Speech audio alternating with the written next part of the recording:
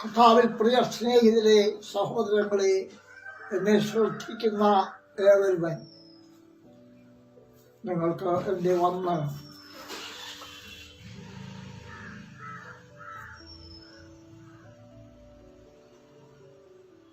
ദൈവത്തിൻ്റെ വചനത്തിൽ നിന്ന് ഒന്ന് രണ്ട് വാക്യങ്ങൾ ഞാൻ എടുത്ത് വായിച്ചുകൊണ്ട് നിങ്ങൾ പ്രതീക്ഷിക്കുന്നതിന് വേഗത്തിൽ എൻ്റെ സംസാരം അവസാനിപ്പിച്ചുകൊള്ളാം.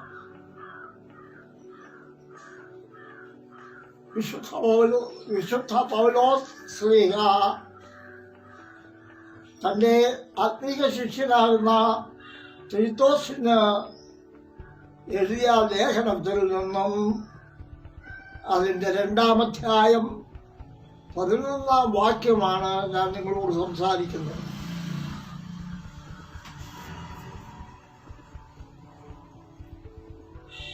സകല മനുഷ്യർക്കും രക്ഷാകരമായ ദൈവകൃപ ഉദിച്ചുവല്ലോ. നാം ഭാഗ്യകരമായ പ്രത്യാശയ്ക്കായിട്ടും മഹാദൈവവും നമ്മുടെ രക്ഷിതാവുമായ യേശുക്രിസ്തുവിന്റെ തേജസ്സിന്റെ പ്രത്യക്ഷതയ്ക്കായിട്ടും കാത്തുകൊണ്ട്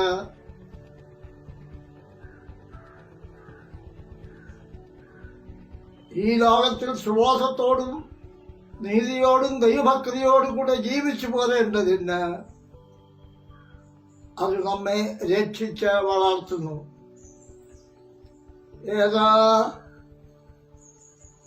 നാം പ്രതീക്ഷിച്ചിരിക്കുന്ന ഒരു വലിയ രക്ഷ. അതെന്താണ്? ഭാഗ്യകരമായ പ്രത്യാശ നമ്മൾ ഉളവാക്കുന്ന യേശുക്രിസ്തുവിന്റെ തേജസ്സിന്റെ പ്രത്യക്ഷതയിൽ നമുക്ക് ലഭിക്കുന്ന രക്ഷയെക്കുറിച്ചാണ് പറയുന്നത്. നിങ്ങൾക്ക് മനസ്സിലായോ?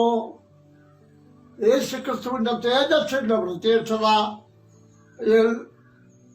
ഭൂമിയിൽ കാത്തിരിക്കുന്ന ഒരു കൂട്ടം ജനങ്ങൾക്ക് ലഭിക്കുന്ന ഭാഗ്യകരമായ സന്തോഷപ്രദമായ സമയം. ആർക്കാണ്? യേശുക്രിസ്തുവിൽ വിശ്വസിച്ച് അവന്റെ വചനങ്ങളെ ആശ്രയിച്ച് അവന്റെ വഴികളെ വ്യക്തമായി സന്തോഷമായി അംഗീകരിച്ച് പിന്തുടർന്നുകൊണ്ട് മുൻപോട്ട് പോകുന്ന ഒരു കൂട്ടം ജനം. അവരുടെ പേരാണ് വിശ്വാസികൾ അഥവാ ക്രിസ്ത്യാനികൾ. ഈ ദൂത് അവർക്കുള്ള ദൂതാണ്, എന്നാൽ എല്ലാവർക്കും ഉള്ളതാണ്. നാം എപ്പോഴും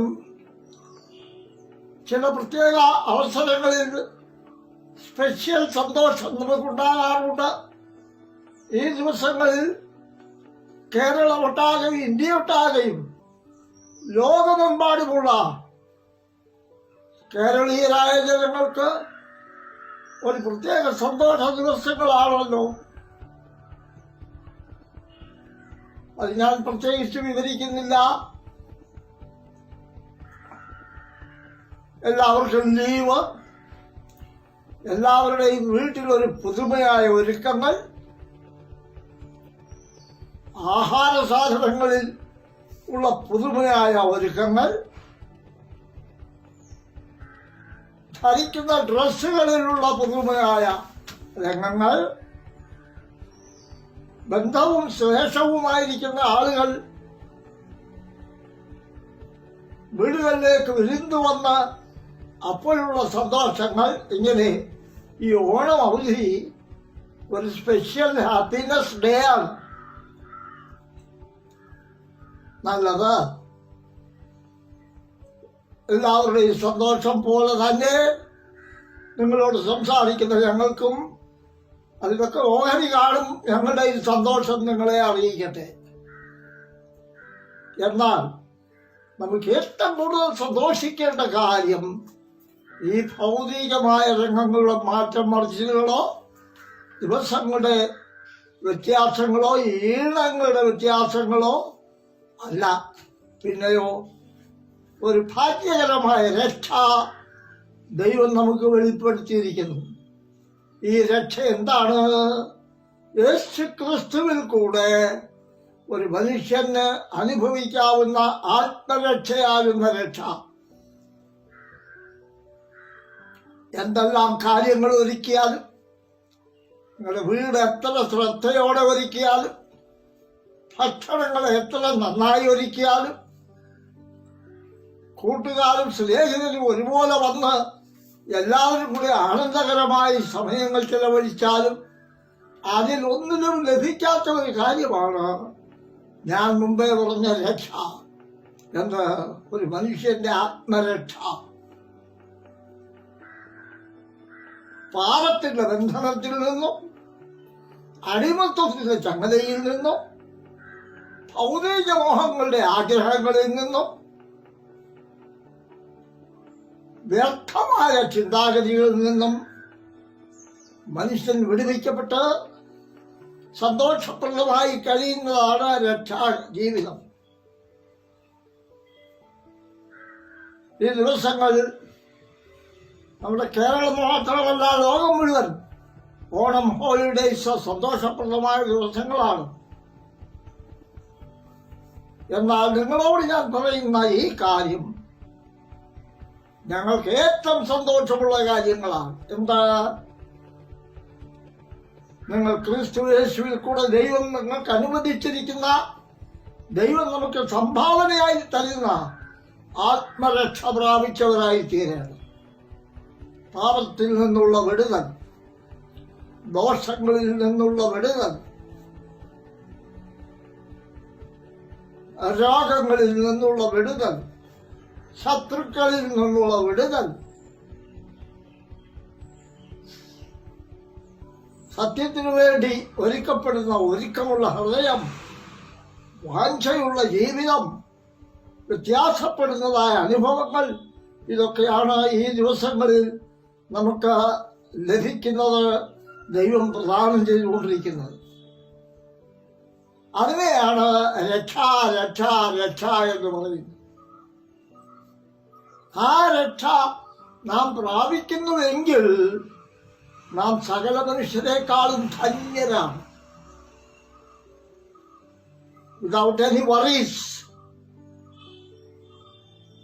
ചഞ്ചലങ്ങളൊന്നുമില്ലാതെ, ഭാരങ്ങളില്ലാതെ, സന്തോഷപ്രദമായി സ്വന്തം ജനങ്ങളോട് എല്ലാവരോടും ചേർന്നുകൊണ്ട് നിന്ന് സന്തോഷിക്കുന്ന സന്തോഷ ദിവസങ്ങളാണല്ലോ ഇത്. വേദപുസ്തകം നിങ്ങൾ പഠിക്കുമ്പോൾ ദൈവം നമ്മോട് അരുളി ചെയ്തിരിക്കുന്നത് ഭാഗ്യകരമായ പ്രത്യാശ. അതിനാണ് ദൈവം നമ്മളെ രക്ഷിക്കുന്നത്. നിങ്ങൾ ഭാഗ്യകരമായ പ്രത്യാശയ്ക്കായിട്ടും നമ്മുടെ കർത്താവും രക്ഷിതാവുമായ യേശു മശിഹായുടെ തേജസ്സിലെ പ്രത്യക്ഷതയ്ക്കായിട്ടും കാത്തുകൊണ്ട് ആ രക്ഷയുടെ അനുഭവത്തെയാണ്, പ്രാക്ടിക്കൽ വേ ആണ് ആ പറയുന്ന വാക്കുകൾ. ഒന്ന് ഭാഗ്യകരമായ രക്ഷ,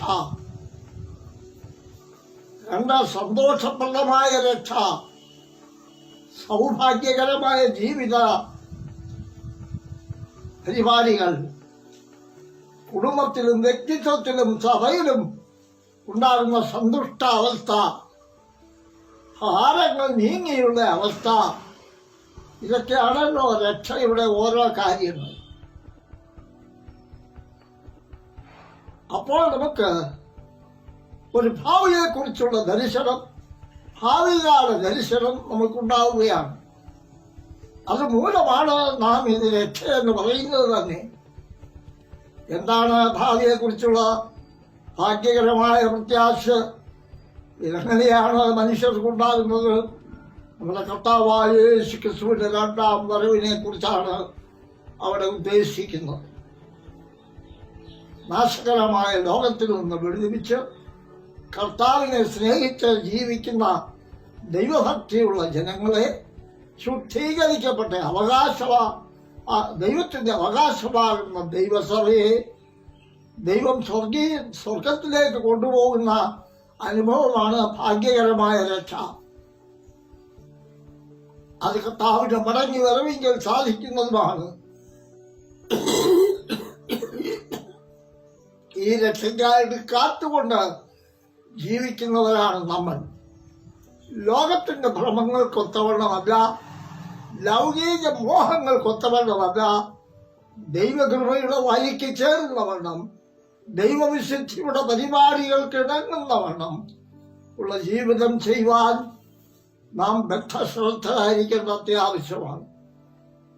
ഇൻപങ്ങളും വ്യാമോഹങ്ങളും ലോകസ്നേഹത്തിന്റെ പദ്ധതികളും ലൗകികമായ വിശ്വാസങ്ങളും ഒക്കെ ധാരാളം ഉണ്ട്. പക്ഷേ നമുക്കതല്ല വിഷയം. ഞാൻ നിങ്ങളോട് അറിയിക്കട്ടെ, എന്ന സമയം ചുരുക്കമാണ്. കർത്താവ് വരാനായി. എന്തിന്? തന്റെ തിരുസഭയെ ചേർത്തുകൊള്ളുവാൻ. എപ്പോൾ? നിങ്ങൾ പ്രതീക്ഷിക്കുന്നതിന് മുമ്പേ അവൻ വരും. വരുവാനുള്ളവൻ വരും, താമസിക്കുകയുമില്ല. ആകയാൽ നമ്മുടെ കർത്താവിന്റെ വരവെങ്കിൽ തന്നെ പ്രതീക്ഷിക്കുന്ന വിശുദ്ധന്മാർക്ക് ലഭിക്കുന്ന ആത്മവിടുതൽ, ശാരീരിക വിടുതൽ, ലോകത്തിൽ നിന്നുള്ള വിടുതൽ, ഇതാണ് ആ രക്ഷ എന്നവിടെ പറയുന്നത്. ഞാൻ നിങ്ങളോട് അറിയിക്കട്ടെ, ഈ ലോകത്തിൽ എന്തെല്ലാം ഉണ്ടായിരുന്നാൽ ഈ പറയുന്ന രക്ഷ നിങ്ങൾ പ്രാപിച്ചില്ല എങ്കിൽ നിങ്ങൾക്ക് വലിയ നഷ്ടമാണ്. പിന്നെ ലാഭപ്പെടുത്തിക്കൊള്ളാമെന്ന് വിചാരിക്കേണ്ട, അത് നഷ്ടമായി തീരും. രക്ഷയെ ത്യജിച്ചു കളയുന്നവർക്ക് അത് നഷ്ടമാണ്. രക്ഷയെക്കുറിച്ച് മറന്നു പോകുന്നവർക്ക് അത് നഷ്ടമാണ്. വളരെയേറെ ഉദാഹരണങ്ങളൊക്കെ പറയുവാൻ എനിക്കുണ്ട്. അതിന് സമയം ഞാൻ എടുക്കുന്നില്ല. നിങ്ങളോട് എൻ്റെ ആത്മാർത്ഥതയിൽ ചോദിക്കട്ടെ, നിങ്ങൾ യഥാർത്ഥമായി ആത്മരക്ഷ പ്രാപിച്ചുവോ? നിങ്ങൾ രക്ഷിക്കപ്പെട്ടിരിക്കുന്നുവോ എന്ന് പച്ച മലയാളത്തിൽ ചോദിക്കും. ഇല്ല എങ്കിൽ ഈ ദിവസങ്ങൾ അതിനായി വിനിയോഗിക്കണം. രക്ഷയുടെ സന്ദേശം സ്വീകരിക്കണം. രക്ഷയുടെ വചനങ്ങൾ ഏറ്റുകൊള്ളണം.